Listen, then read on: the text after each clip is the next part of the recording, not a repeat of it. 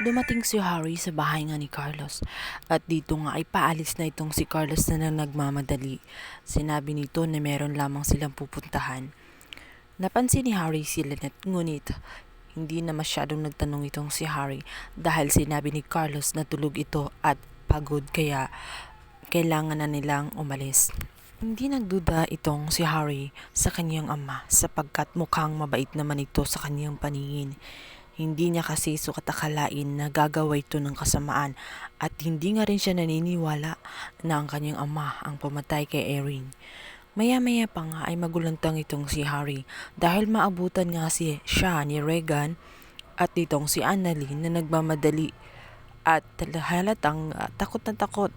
Agad na nagtanong itong si Annalyn kung nasaan na sina nanay niya at ito nga si Carlos. Ngunit kasamang palad ay hindi na nga nila ito naabutan dahil kaaalis lang din ni Carlos na nagmamadali. Hindi nila pwedeng maabutan itong si Lynette sapagkat ayaw ni Carlos na mawalay sa kanya itong si Lynette. Ano man ang mangyari ay hindi niya bibitawan itong si Lynette lalo't alam na ni Lynette ang katotohanan at tiyak na makukulong na nga siya. Sinabi ni Annalyn na kailangan malaman ng nanay niya ang katotohanan na niloloko lang siya ni Carlos. Dahil hindi yun sasama kay Carlos kapag nalaman na niya ang totoo na hindi pala talaga valid ang kanilang kasal dahil nagkasal pala sila nitong si Irene. Sinabi ni Harry, bakit tela nagpapanik sila? I-safe umano itong si Lynette at wala naman siyang nakitang kakaibang nangyari. Sinabi naman ni Regan na kung tulog itong si Lynette ay maaaring pinatulog siya ni Carlos habang paalis sa kotse. Nag-alala ng husto itong si Annalyn, nais niyang makasiguro lalo't umuugong na nga ang balita na si Do Carlos ang killer, siya ang pumatay sa kanyang asawang si Erin. Kaya naman mahinala siyang hindi safe ang kanyang ina, maaring pinilit lang ito na isama ni Carlos kung saan nais niyang puntahan at makita ang kanyang ina. Pa siyang nagpanik nang subukan niyang tawagan yung kanyang ina ay hindi ito sumasagot at nagre-ring lamang. Kung talagang walang masamang nangyari, bakit hindi sila makontak at bakit kailangang lumisan sila ng bigla-bigla na lamang at imposible namang hindi magpapaalam itong si Lynette sa kanya. Sa kabilang banda, dahil nga itong si Zoe ay natuklasan ang katotohanan tungkol nga sa pagpapakasal nitong si Carlos sa iba at umuugong din ang balita na ito nga si Doc Benetas ang pumatay sa kanyang asawa dati na si Erin. Hindi siya mapalagay kaya naman kinokontak niya ito. At dito nga sumagot itong si Carlos. Noong una ay hindi niya inamin.